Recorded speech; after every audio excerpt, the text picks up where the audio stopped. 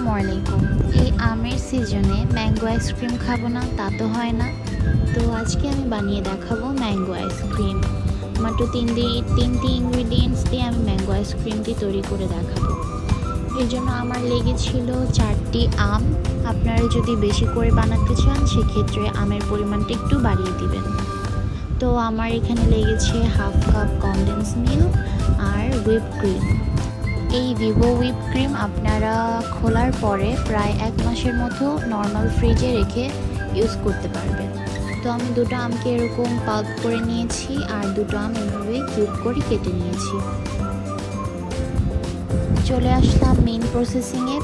আমি এখানে 2 cup whip cream দিয়ে এই ম্যাঙ্গো আইসক্রিমটি তৈরি করেছি।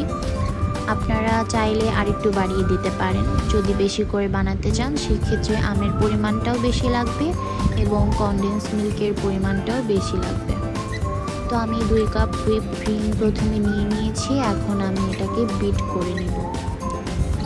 তো আমি 2 মিনিট বিট করে নেওয়ার পর আমার ক্রিমটা এরকম ফ্লাপি হয়েছে। তখন আমি অ্যাড করে দিব হাফ কাপ কনডেন্স মিল্ক। আমি হাফ কাপ ইউজ করেছি। আপনারা যদি বেশি সুইট পছন্দ করেন সেক্ষেত্রে বাড়িয়ে দিতে পারেন। আর এই ভিভো ক্রিমে কিছুটা সুইটনেস অলরেডি অ্যাড করা থাকে, এর জন্য আমি একটু বেশি ইউজ করিনি, অল্প ইউজ করেছি। এরপর আমি আবার বিট করে নিব। প্রায় 3 মিনিটের মতো বিট করে নেওয়ার পর দেখবেন আপনাদের ক্রিমটা একদম ফ্লাপি হয়ে গিয়েছে। তো ওই পর্যায়ে আমের পাল্পটা ঢেলে দিতে হবে। তো আমের পাল্পটা ঢেলে দেওয়ার পর কিন্তু বিট করব না। আমি এখানে একটা স্প্যাচুলা দিয়ে আমের পাল্পটা আস্তে করে আলতো হাতে মিশিয়ে নিব।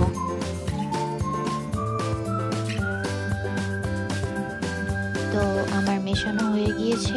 এখন আমি একটা বক্সে সার্ভ করে নিব। আমি এখানে আইসক্রিমের মিক্সচারটাকে 3 লেয়ারে বাটিতে সার্ভ করে নিব এবং প্রতি লেয়ারের উপরে আমরা যে আমের কিউবগুলো কেটে রেখেছিলাম ওগুলো উপর থেকে দিয়ে দিব। এখন আমি আইসক্রিমের সেকেন্ড লেয়ারটা দিয়ে দিচ্ছি উপর দিয়ে। এটাও সেম প্রসেসে আমি প্রথমে লেয়ার দিয়ে উপরে ম্যাঙ্গো কিউবগুলো দিয়ে দিব।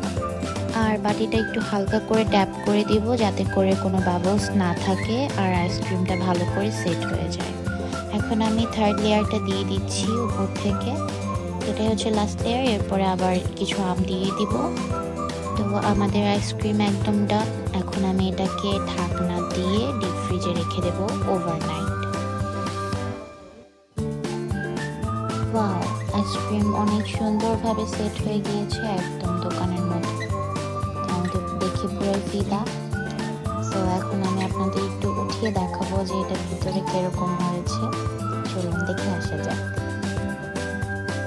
আমি আমার আইসক্রিম স্কুপারটা খুঁজে পাচ্ছিলাম না, তো এই জন্য একটা টিস্পুন দিয়ে এইভাবে তুলে নিতে হচ্ছে আর কি। Never mind. কিন্তু ভেতরে খুবই সুন্দর হয়েছে যে লেয়ার লেয়ার দিয়ে যে আমরা ম্যাঙ্গো কিউবগুলো দিয়েছিলাম সেগুলো বের হয়ে আসছে। আর এটা খেতে খুবই ইয়ামি ছিল। মানে ম্যাঙ্গোর বাইটটা যখনই মুখে যাচ্ছে তখনই খুবই ইয়ামি লাগছিল। তো এই যে দেখুন পুরো দোকানের মতোই হয়েছে অ্যান্ড দেখতে খুবই প্রিটি লাগছে। অ্যান্ড আজকে ছিল এ পর্যন্তই। আমার ইউটিউব চ্যানেলটা অবশ্যই সাবস্ক্রাইব করে দিবেন। রেসিপি ভালো লাগলে লাইক, কমেন্ট, শেয়ার করতে ভুলবেন না।